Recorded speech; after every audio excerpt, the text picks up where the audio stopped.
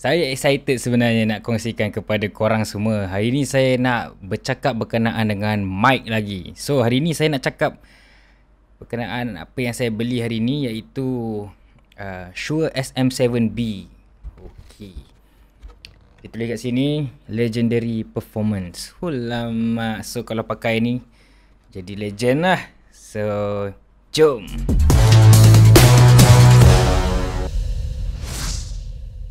Okay, Assalamualaikum warahmatullahi wabarakatuh. Selamat datang ke YouTube channel saya. Saya Muhammad Safwan bin Abdul Rahman.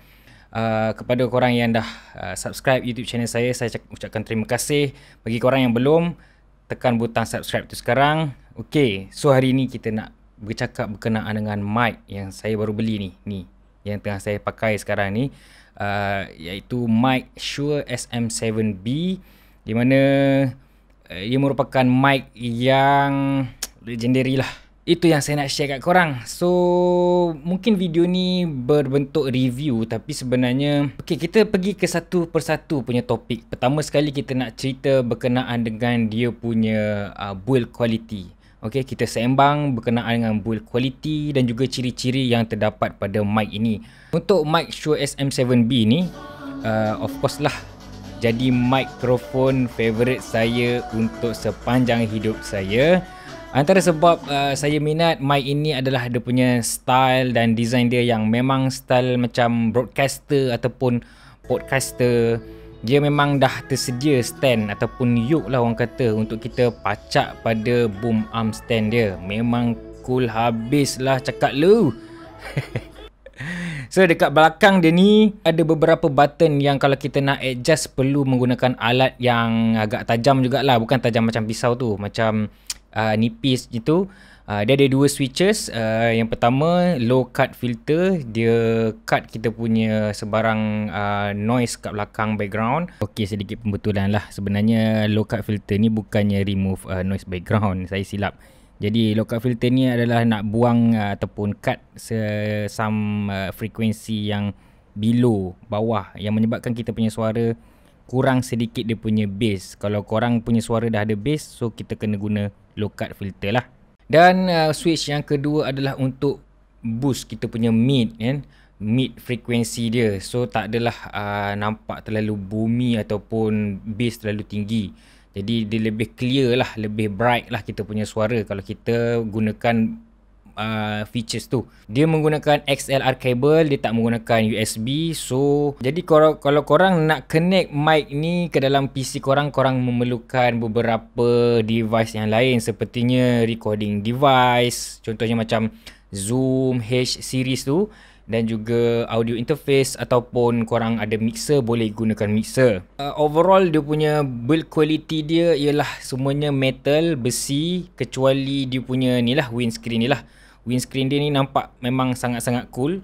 Tak macam windscreen yang biasa kita tengok bulat macam tu kan. So ni lebih nampak cool, lebih style, lebih orang kata apa, macam gamer lah. Cukup dulu topik berkenaan dengan ciri-ciri dan build quality dia. Korang kalau nak tengok detail dia, korang boleh tengok review yang saya recommend, iaitu daripada channel Podcast Stage. Channel YouTube dia memang review semua mikrofon. Banyak mikrofon dia review.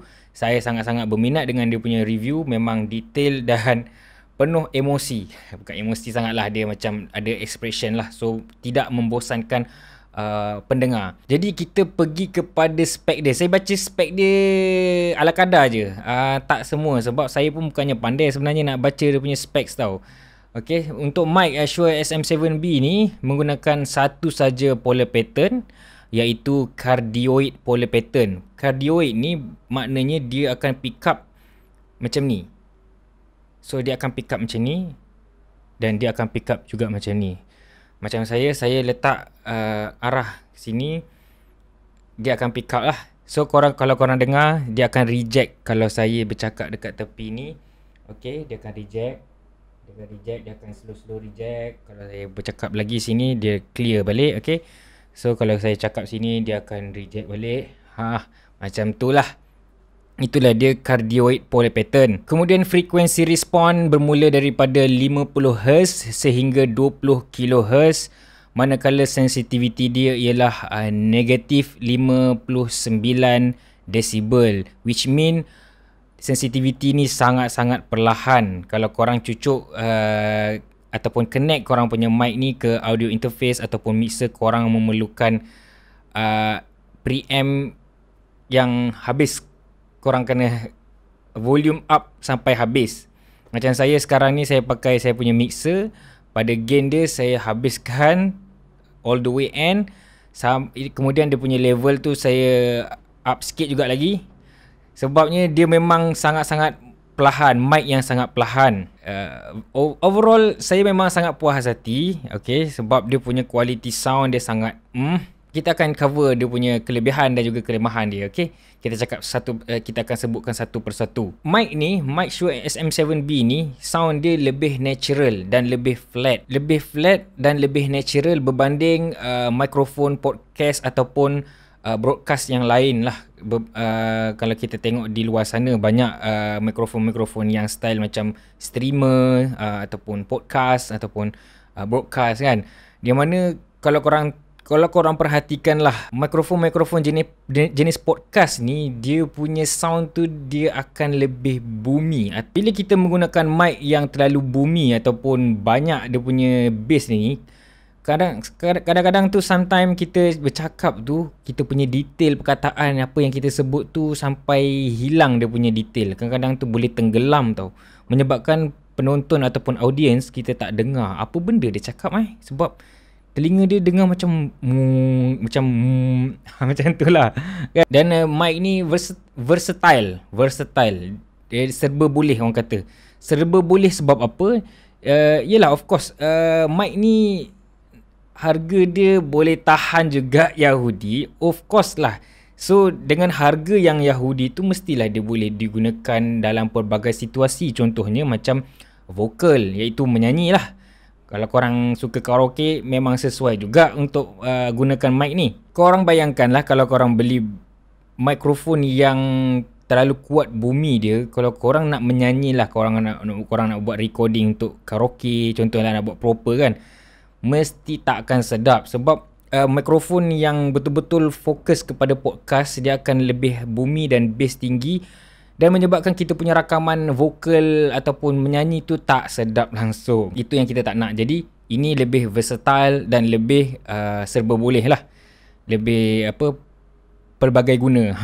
Serba boleh. Kelebihan yang lain ialah mikrofon ni, dia noise rejection dia sangat bagus. Kalau mesti korang tak dengar kan, saya pasang aircon saya. Sebenarnya aircon saya bunyi, dan juga PC saya juga bunyi, dia punya fans bising. Dan kat luar sana ada orang tengah solat tarawih. Saya dah solat, okay, jangan risau. Maknanya noise rejection kat sini sangat-sangat bagus. Dia cancel lah. Okay, memandangkan mic ini boleh pick up sampai 20 kHz, bermakna mic ni sangat-sangat tahan lasak lah. Okay, sekarang kita pergi kepada dia punya kelemahan. Okay, kita nak tengok dia punya kelemahan. Yang pertama sekali ialah, of course, dia punya harga sangat-sangat pricey, sangat-sangat mahal.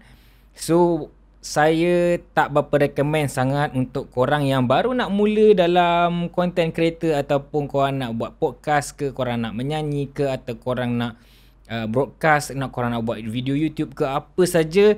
Kalau korang baru nak bermula, saya tak berapa recommend sangat mic ni. Tapi kalau korang ada duit, tak ada siapa halang, korang belilah suka hati korang. Korang boleh cek harga terkini dia dekat link saya tinggalkan di bawah. Dan kelemahan yang kedua ialah mic ni sangat-sangat perlahan. Kalau korang ada audio interface yang murah, contohnya macam saya ni, saya ada pakai UM2 daripada Behringer.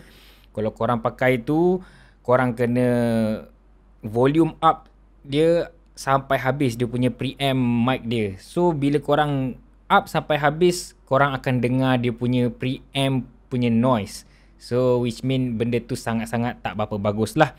Jadi kalau korang nak solution dia, korang perlu beli fathead ataupun cloud lifter. Dua benda ni adalah untuk boost ataupun dia punya boost lah dia punya gain. Bermakna dia beri lebih volt untuk dia boost dia punya audio, dan menyebabkan kita boleh kurangkan sedikit dia punya gain preamp untuk mic ni, hasilnya kita akan dapati noise pada preamp tu hampir tak ada. Maknanya kita boleh elakkan lah daripada noise preamp tu. Maknanya lebih senyap dan lebih clean. Macam saya ada audio interface UM2 yang murah. Kemudian saya ada juga mixer daripada brand Mackie. So saya gunakan mixer ni. So preamp untuk mixer ni sangat baik jugalah berbanding yang murah interface saya ni UM2. So kalau korang ada UM2 kan, andai katalah korang ada UM2 lah murah, tapi korang nak pakai juga SM7B, mungkin korang akan hadapi beberapa masalah. Yang pertama ialah dia punya preamp noise, dia akan ada bunyi preamp noise.